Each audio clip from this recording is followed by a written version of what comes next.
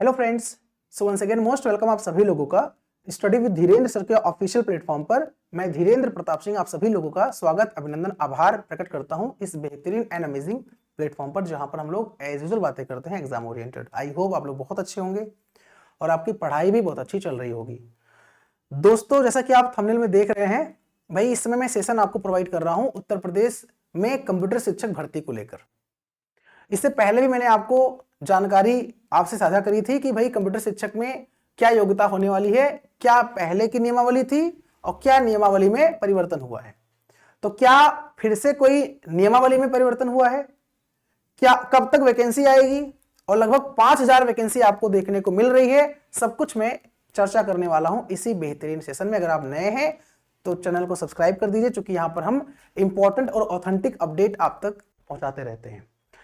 जैसा कि दोस्तों आप देख रहे हैं यहां पर किस किस को मौका मिलने वाला है। तो पहले मैंने बताया था आपको, जब सेशन कुछ दिन पहले लिया था, आपने देखा होगा कि कंप्यूटर शिक्षक की जो पुरानी वाली नियमावली थी और नई वाली नियमावली है, सब कुछ मैंने बताया था आपको। क्या फिर से कोई परिवर्तन हुआ है, क्या फिर से कोई जो योग्यता है उसको लेकर कुछ संशोधन हुआ है, इस पर भी चर्चा कर रहा हूं मैं आपसे इस सेशन में। आप देखिए यहां पर तो एक पेपर प्रिंट मीडिया के माध्यम से जानकारी सामने निकल कर आ रही है कि भाई माध्यमिक स्कूलों में 5000 कंप्यूटर शिक्षक भर्ती होंगे। तो खुशखबरी है, अच्छी बात है भाई। आप देखिए कि यहां पर आप देखेंगे तो साफ साफ लिखा हुआ है कि प्रदेश के माध्यमिक स्कूलों में संविदा कंप्यूटर शिक्षकों के 5000 पदों पर जल्द ही भर्ती होगी। अब यह समझ में नहीं आ रहा है इस संविदा वर्ड को यहां पर यूज कर लिया गया। भाई नॉर्मली कंप्यूटर शिक्षक की जो भी शिक्षकों की भर्ती होती हो तो भाई देखा जाए सरकारी पूरी नियमित, मतलब जो परमानेंट होते शिक्षक नियमित रूप से काम करते हैं। यहां पर संविदा क्यों बोला जा रहा है, यह समझ से परे है। हालांकि ऐसा कहीं मतलब ऑफिशियल भी कहीं कोई इंफॉर्मेशन नहीं है, लेकिन प्रिंट मीडिया के माध्यम से निकल कर रहा है कि संविदा पर भर्ती होगी। मतलब सोचो, आप हिस्ट्री के टीचर हो, आप ज्योग्राफी के टीचर हो, आप इंग्लिश के टीचर हो, मैथ्स के टीचर हो, तो आप सरकारी टीचर हो। आपने नॉर्मली बीए कर रखा है, बीएससी कर रखा है, बीकॉम कर रखा है, वाणिज्य के शिक्षक बनोगे, आप सरकारी बनोगे। मतलब मैं एक बात कर रहा हूं। और कोई बीसीए करके, एमसीए करके, बीटेक करके जो 3-4 लाख 5 लाख खर्चा करके और प्रोफेशनल डिग्री लेकर आ रहा है, वो भैया बनेगा संविदा पर शिक्षक। मतलब जैसा कि प्रिंट मीडिया में लिखा हुआ है। तो थोड़ा हंसने वाली बात है, मतलब है ना। ये कौन सी बात भाई है। मतलब जो 3-4 लाख 5 लाख खर्चा करके आया, बाकायदे अच्छे से पढ़ाई करके आया, डिग्री लेकर आया है, अच्छे से पढ़ाई किया, नॉलेज उसके पास है, प्रोफेशनल डिग्री है, वो 20,000 15,000 में जो है संविदा पर, चूंकि सैलरी मुझे पता है आप क्या देने वाले हो अगर संविदा पे आप रखोगे। तो ऐसा तो नहीं कि 4200 4600 4800 ग्रेड पे की आप जॉब दे रहे हो। तो अगर संविदा की है तो भाई ये सही नहीं है फिलहाल। लेकिन क्या है, आइए चर्चा करते हैं। इस पर तो हम चर्चा आपसे करते ही रहेंगे। देखिए, इससे कक्षा 9 से कक्षा 12 तक पाठ्यक्रम में शामिल कंप्यूटर साइंस विषय की सुचारू रूप से पढ़ाई हो सकेगी। अच्छा, अब याद आ रहा है कि कंप्यूटर शिक्षक की सुचारू रूप से, मतलब कंप्यूटर शिक्षा जरूरी है और कंप्यूटर शिक्षक जरूरी है ताकि सुचारू रूप से पढ़ाई हो सके। अब उनको याद आ रहा है। शिक्षा विभाग ने कंप्यूटर साइंस के करीब 5000 शिक्षकों की भर्ती के लिए शासन को प्रस्ताव भेजा है। हमको तो लग रहा था कम से कम 20,000 25,000 30,000 वैकेंसी आएगी।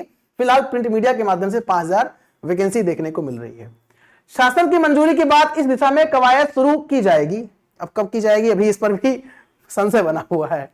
माध्यमिक के सभी कक्षाओं के कोर्स में 20 वर्षों से अधिक समय से कंप्यूटर साइंस के विषय शामिल है।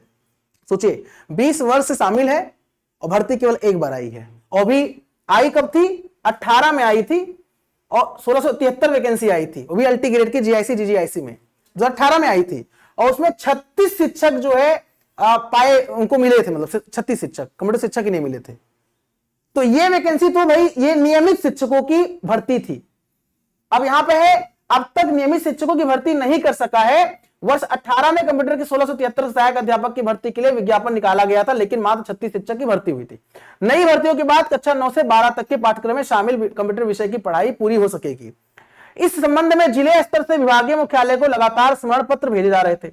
सूत्रों का कहना है कि विभाग ने प्रतिष्ठित संस्थानों से आईटी विषय में बीटेक कर चुके पूर्व छात्रों को इसमें विशेष अवसर देने की संतुति की। हालांकि अभी जो नियमावली आई हुई थी, जिस पर मैंने चर्चा किया था आप लोगों से, उसमें बीटेक आईटी का जिक्र नहीं था। उसमें बीटेक सीएस था, एमसीए था, बीसीए था, बीएससी सीएस था, ये सब था, बट बीटेक आईटी नहीं था। जबकि अभी कुछ दिन पहले मैंने सेशन आपको प्रोवाइड किया था, आपको पता भी है।